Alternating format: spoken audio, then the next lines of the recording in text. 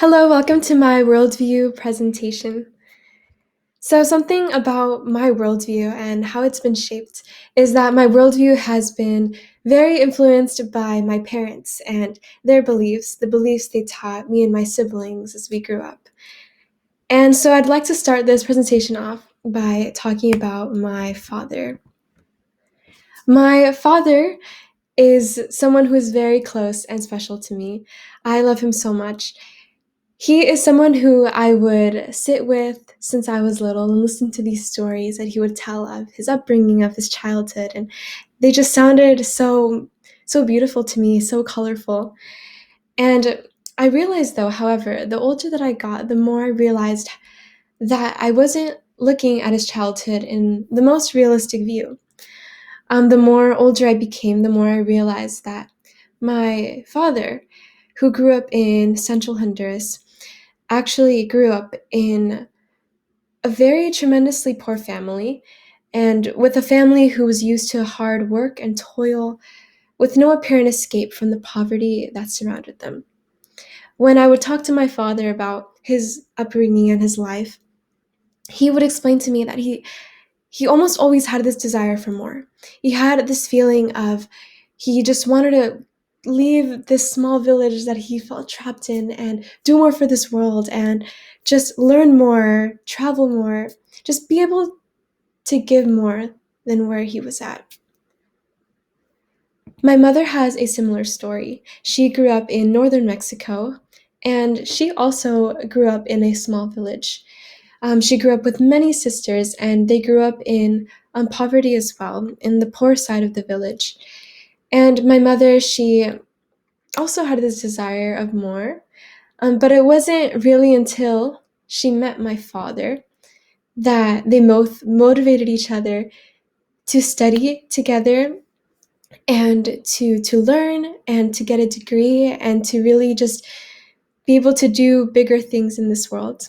So my dad motivated my mother to go to the university he was about to go attend in Mexico. And my dad studied medicine and he supported my mother through nursing school. And they both graduated around the same time and they moved here to the States. Both of my parents have taught me so much.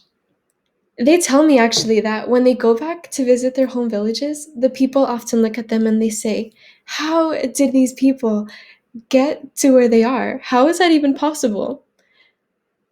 I've learned through my parents' example that through trust in God, through hard work and perseverance, opportunities will come and doors will be opened. Even though my parents had a difficult upbringing in many ways, I learned through them that even the things in our lives that seem difficult and unnecessary can teach us valuable lessons to help us grow in our character and advance in our lives. When I think of my parents, I think of these selfless individuals who just meet the needs in a loving and caring way of those around them and help other people so much. They've revealed to me that the secret to true success is to be a giver in this world, and that our impact is determined by how abundantly we place our other people's interests before our own. They showed me that we all have the power of good, but only through Christ in us. People in this culture and day and age seem to be becoming more independent, more self reliant, more self centered. This way of living seems to lead to recurrent worry, to stress, to anxiety, to fear, which is something I strongly believe God doesn't desire us to live with. This kind of culture has made us feel as if we have to do things on our own without guidance and help from others, especially without help from God. My parents share their faith and their beliefs with my siblings and I as we were growing up, which I am so grateful for. And through their teachings and the beliefs they instilled in me, I strongly believe in this verse that says that we should live not relying and putting confidence in human efforts, but only on what God has done for us. Our own human wisdom, our strength, our efforts, what we have to offer, are all powerless when compared to the help that God wants to give us. Only through receiving God's love, His help, and His guidance can we love, succeed, and receive the peace in knowing that we don't have to do life alone. This was a truth that took me years to finally understand.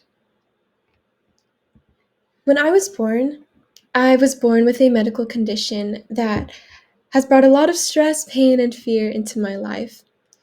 I'm the little one here in this picture, and you can't see it here, but it was a skin condition that became worse and worse every year as I started growing up. This medical condition is called eczema, and it was a condition that brought extreme discomfort and slowly started spreading all over my body, and since I was born, and came back worse in elementary school. A lot of the time, I was covered in red, itchy patches from my face, my neck, my arms, even to my legs. And this skin condition caused me to become very itchy, primarily at night. So I had many restless and discomforting nights. And I just grew very insecure to it because I would wake up with scratches and bloodstains. And it was just a very horrifying experience. This skin condition made me wallow in a place of self-pity and despair for many years, and I often cried in a defeated spirit and in frustration. In this place and through this way of thinking and just battling things alone, I became an unhealthy version of myself. During this time, I started to have these misbeliefs that my skin condition somehow made me less worthy of a good life, less beautiful. And looking back, I realized how wrong I had been about all these beliefs, and that my medical condition even grew worse due to all the stress that I held onto and didn't release, which led me to become a tense, overwhelmed, and desperate individual. I started to realize what a toxic and detrimental environment my own mind had become, and how these seemingly never ending cycles of flare ups were just this cycle that continued and didn't seem to have an end. One day I thought to myself, does my life really have to keep being this way? Do I simply continue to accept defeat and continue to battle this alone? Through these moments of self reflection, I was brought back to the beliefs that had been instilled in me by my parents. I realized that I was always battling my struggles alone, and it was making me become an overwhelmed and despondent individual. Through many influential people in my life, especially my mother, I decided to seek God for myself, and she inspired me to make the habit of seeking Him and praying to Him and reading His Word. Once I started applying this into my life, I was brought to this verse that says, "Cast all your anxiety on Him because He cares for you." I realized that I had learned to just fight my battles alone without asking for help, and I wasn't depending on God to be my strength and my peace. This led me to seek after Him more and more, and to have a closer relationship with Him, a daily dependence on His strength and love, and the renewal of my thoughts, all which are priceless gifts. My skin condition ended up healing after a lot of health counsel and a lot of prayer and trust in God. Through my challenging life circumstances and parents' example, I'm more grateful for the lessons that God has shown me through them. I'm grateful that He has revealed to me the privilege and the opportunity that we all have in living a life of dependence on and trust in Him. The truth that I cling on to is that there is a God who is ready to help us through all the challenging circumstances we endure, and is able to use people in our lives to teach us more of His love. I believe that lives change and blossom when trust is put in God, when quality of our thoughts increase, misbeliefs are eradicated, and truth is actively instilled in the mind, because it did so for me. Thank you.